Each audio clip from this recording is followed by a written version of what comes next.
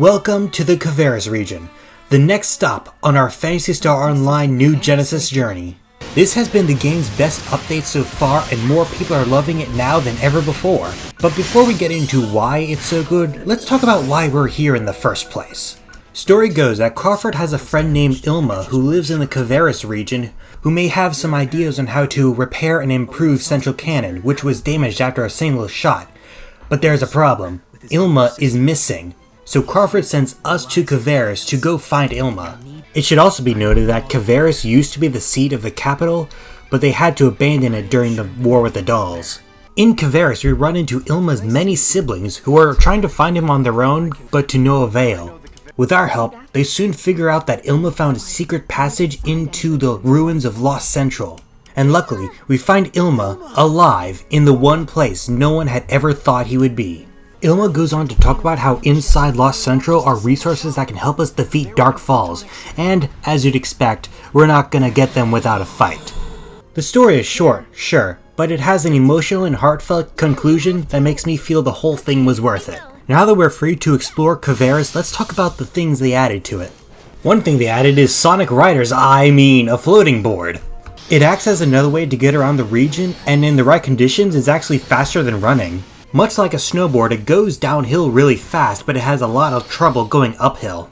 While riding, it also damages anything it hits, so in certain areas it can take down small fry in a single hit. This aspect is especially useful in West Kvaris, where a Ryuker device is right next to a snowboard terminal, and riding down the mountain you can hit lines of minerals to break them easily. The snowboard moves in respect to the camera. You tell it to go right, it goes right. Tell it to go left, it goes left. You can also use the left mouse button or controller equivalent to slow down and take tighter turns. One mistake people can make is that they turn the camera while turning the snowboard, which sends them in a drastically different direction than they want to go. My advice is turn the snowboard, then turn the camera, or slowly turn them together. Another cool gimmick they added is the throw action. You start by breaking these yellow crystals, then picking up the resulting shards and throwing them at enemies to deal massive damage. The impact from the projectile creates a small explosive effect as well, making it very helpful in PSE bursts. And as projectile, it gives melee classes something to work with against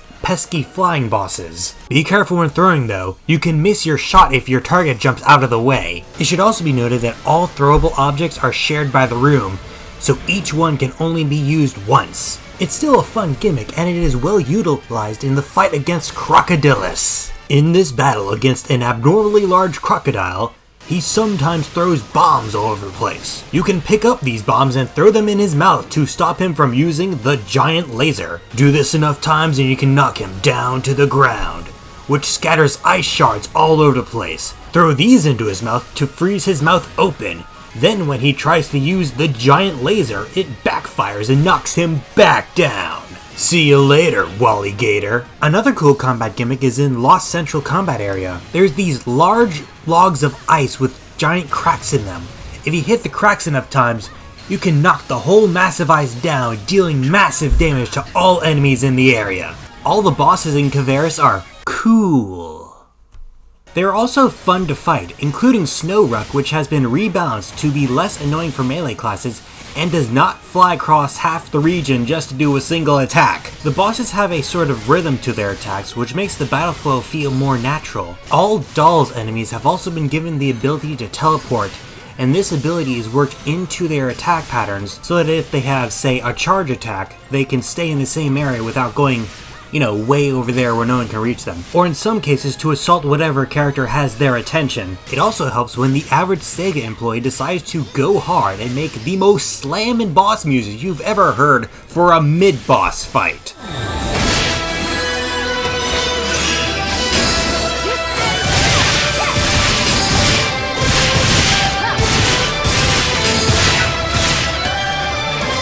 The big boss of this region, Kvaris, is a fun and challenging boss that acts very similar to Falls Hunar of the classic PSO2. Lots of punches, kicks, and a giant laser. At some point during the fight, he develops an impenetrable sphere that goes around him, blocking ranged attacks from a set direction.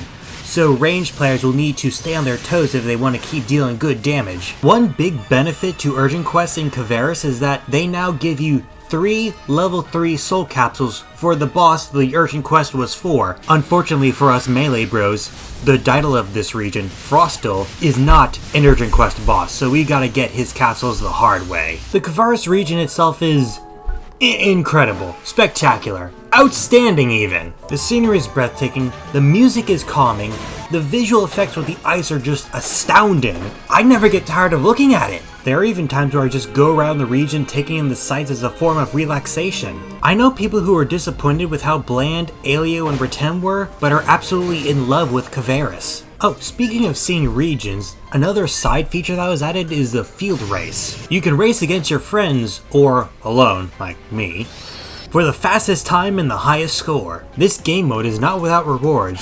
You can earn food, augment capsules, and during the month of June, you can get limited time rewards for minerals and star gems. There are currently only 3 field races, one in Central Kvaris, one in West Retem, and one in West Aelio. It's a nice change of pace, so I hope they build on it. As you have seen, there is plenty to see and do in the lovely Kvaris region, but there's one last area I want to show you before I close out this video. This is Rajord Gorge, the coldest and most dangerous area in the whole Kvaris region. Not only are the enemies a staggering level 64, but it's actually so cold that the cold itself will damage you over time, sometimes freezing you in place. Rajord Gorge deserves its own video. This was just to give you a taste of the danger. Let's get out of here. The Kvaris update has made this game much more enjoyable than it's been in the past. It makes me want to keep coming back for whatever excitement and recreation the Kvaris region has in store for me. The only complaint I can think of is that Kvaris made such a good first impression that I have no idea how they're gonna top this with the Volcano region. But I do look forward to whatever the game has in store for us next. Thank you for watching this video, and I hope to see you again soon with another video about the wonderful Kvaris region. Oh hey, what's this? Oh, haha! They're showing a trailer for the second Sonic movie.